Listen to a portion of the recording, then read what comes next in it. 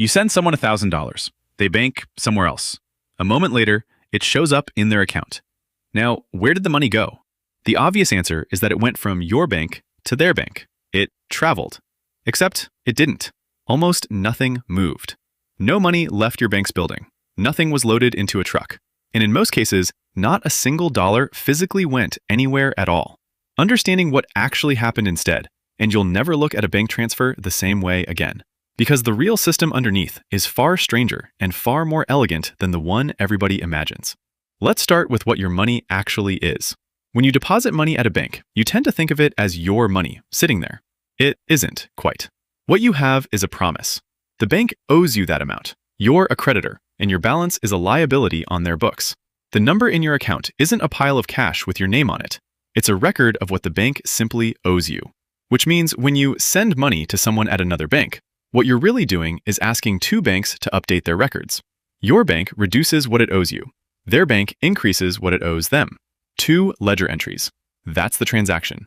But hold on, that creates a problem. Your bank just reduced its obligation by $1,000. Their bank just increased its obligation by $1,000. Their bank took on a debt to their customer that your bank's customer caused. So now their bank is owed $1,000 by your bank. Every payment between banks creates a debt between those banks. And when you multiply that by every payment, every card swipe, every direct deposit, every bill, millions of them every single day in every direction at once, you get an unimaginably tangled web of banks owing each other money constantly. So how do they possibly settle all of that? Here's the first key idea, and it's beautiful in its simplicity. They almost entirely cancel it out. Think about two banks over the course of a day. Your bank's customers send $400 million to customers at the other bank, and their customers send $390 million back to yours.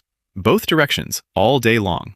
Now, how much money actually needs to change hands between those two banks?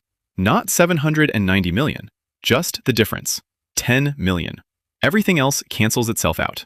That's called netting, and it is the single most important thing happening in the plumbing of the financial system. Banks don't settle every payment individually. They tally up everything owed in both directions and settle only the leftover.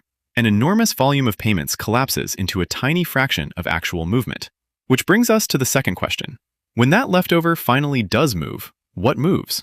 Not cash. Banks don't drive money to each other. They use accounts they hold at the central bank.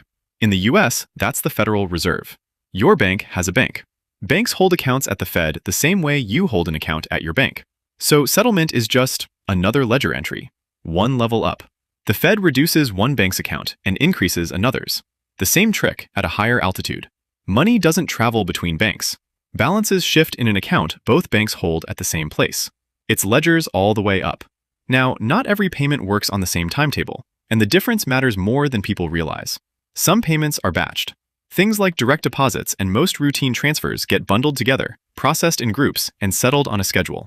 That's the ACH system. And it's why some transfers land in waves rather than instantly. Efficient, cheap, high volume. Others settle one at a time, individually and immediately, with finality. That's the wire system, FedWire, which is why a wire is fast, expensive, and effectively irreversible. Each one is settled on its own the moment it goes through, rather than netted against anything else. That's also exactly why wires are the preferred tool of fraudsters. The finality that makes them useful makes them unrecoverable. Two systems. One optimized for cost and volume, one optimized for speed and certainty.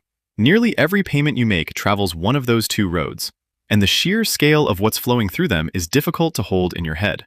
The US settlement systems move trillions of dollars in a single day, an amount comparable to a meaningful share of the entire annual economy, cycling through in 24 hours.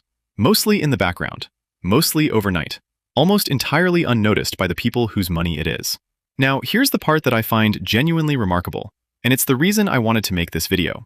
For all of that day, while banks are sending payments back and forth, while obligations pile up in both directions, before any settlement actually happens, the banks are simply trusting each other. Your bank credits a customer's account based on a promise that another bank will make it good later. The payment lands in the recipient's account before anything has truly been settled. The entire system, moving trillions of dollars, runs for hours at a time on nothing but the expectation that everyone will settle up. Which works beautifully, right up until someone doubts it. This is exactly why a bank failure is frightening in a way that another business failing isn't. It's not just one company going under.